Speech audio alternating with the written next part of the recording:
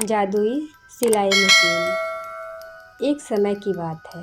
रीमा और सीमा दो बहनें अपनी माँ के साथ रहा करती थीं।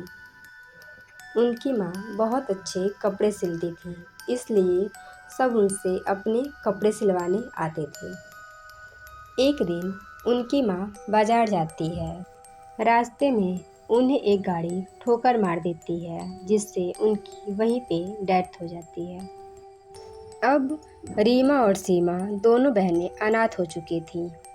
कुछ दिनों तक रीमा और सीमा अपने माँ के रखे हुए पैसों से अपने घर का खर्चा चलाती हैं। थोड़े दिनों बाद उसकी माँ के रखे हुए पैसे खर्च हो जाते हैं, इसलिए रीमा और सीमा दोनों बहनें बहुत परेशान हो जाती हैं। एक दिन रीमा सीमा से बोलती है, दीदी दीदी, मुझे बहुत जोर से भूख लगी है, कुछ खाने को दो ना। सीमा बोलती है, माँ के रखे हुए पैसे सारे खर्च हो गए हैं, क्यों ना हम बुआ के घर चलते हैं, शायद बुआ हमारी कुछ मदद कर दे। फिर वो दोनों बहनें अपनी बुआ के घर जाती हैं। वो दोनों अपनी बुआ से बोलती हैं, बुआ, आप हमें अपने पास रख लीजिए, इसके बदले हम आपके घर का सारा काम कर देंगे। उनकी बुआ बहुत घमंडी और चालू थीं। उनकी बुआ सोचती हैं, चलो अच्छा है, हम तो खुद ही नौकर ढूंढ रहे थे, यहाँ पे तो दो दो नौकर मिल गए। उनकी बुआ बोलती है, ठीक है, आ जाओ। अब रीमा और सीमा घर का सारा काम करने लगती हैं। ऐसा करते करते वो दोनों बहनें थक जाती हैं, लेकिन उनकी बुआ उन्हें फिर भी एक टाइम ही खाना देती थी। एक दिन गांव के पास में ही मेला लगा रहता है। उनकी बुआ की बेटी चारू मेला देखने के लिए तैयार होती है। चारू को देखकर रीमा और सीमा का भी मेला जाने का मन करता है। रीमा अपनी बुआ से बोलती है, बुआ जी, हमें भी चारू दीदी के साथ मेला देखने जाने दीजिए ना। चल के सारा घर का काम करो, तुम लोग को मेला घूमना है, चलो अंदर। यह सुनकर रीमा और सीमा बहुत दुखी होती हैं और वो अपने कमरे में आ जाती हैं। वो दोनों कमरे में जाके अपनी माँ की तस्वीर देख के बहुत रोती हैं।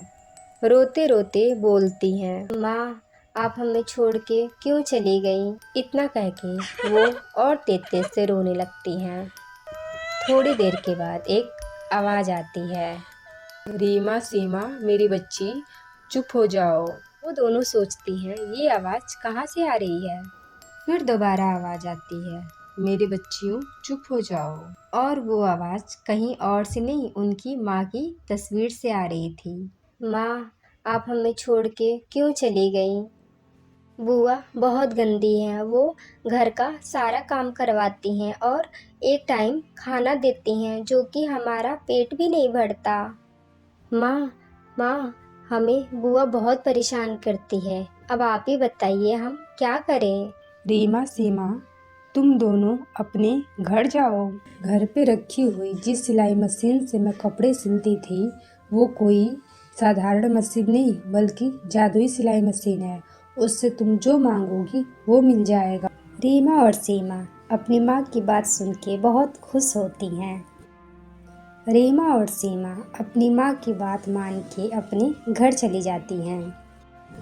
रीमा और सीमा दोनों सिलाई मशीन के पास जाती हैं और बोलती हैं, हमें बहुत ज़ोरों से भूख लगी है। जैसे ही वो दोनों बोलती हैं, वैसे ही तुरंत खाना सामने आ जाता है। रीमा और सीमा खाना पाके बहुत खुश होती हैं और भरपेट खाना खाती हैं। खाना खाने के बाद रीमा बोलती है, दीदी, चलो ना, अब हम मेला घूमने चलते हैं। फिर सीमा बोलती है, मेला जाने के लिए तो पैसे और कपड़े की ज़रूरत पड़ेगी छोटी। इतना कहते ही सिलाई मशीन के सामने पैसे और कपड़े आ जाते हैं। रीमा और सीमा वो पैसे लेके मेले में जाती हैं। वहाँ पे उनकी बुआ की लड़की चारू मिल जाती है और बोलती है, ये इतने सुंदर कपड़े और पैसे तुमको कहाँ से मिले? तुम लोगों ने ज़रूर चोरी की होगी। चलो मम्मी के पास, मैं अभी डांट सुनवाती हूँ। चारू रीमा और सीमा को लेके अपनी माँ के पास जाती है। चारू अपनी माँ से बोलती है, माँ, इन लोगों को देखो, घर का सारा काम छोड़ के मेला घूम रही थी। देखो, इन लोगों के पास इतने अच्छे अच्छे कपड़े कहाँ से आए। रीमा सीमा, तुम्हारी ये हिम्मत, तुम लोगों ने मेरे घर से चोरी की। बुआ जी, हमने आपके घर से कोई चोरी नहीं की। ये कपड़े और पैसे हमारे माँ के रखे हुए जादुई सिलाई मशीन से मिली हैं। बुआ जी, अब हम आपके पास नहीं रहेंगे। आपने हमें इतने दिनों तक अपने पास रखा, इसके लिए आपको बहुत बहुत धन्यवाद। इतना बोल के रीमा और सीमा वहाँ से चली जाती हैं। रीमा सीमा के जाने के बाद उनकी बुआ को बहुत पछतावा होता है और सोचती हैं, मुझे रीमा और सीमा के साथ ऐसा नहीं करना चाहिए था। वो सब कितनी अच्छी थी, मैंने ही गलत किया।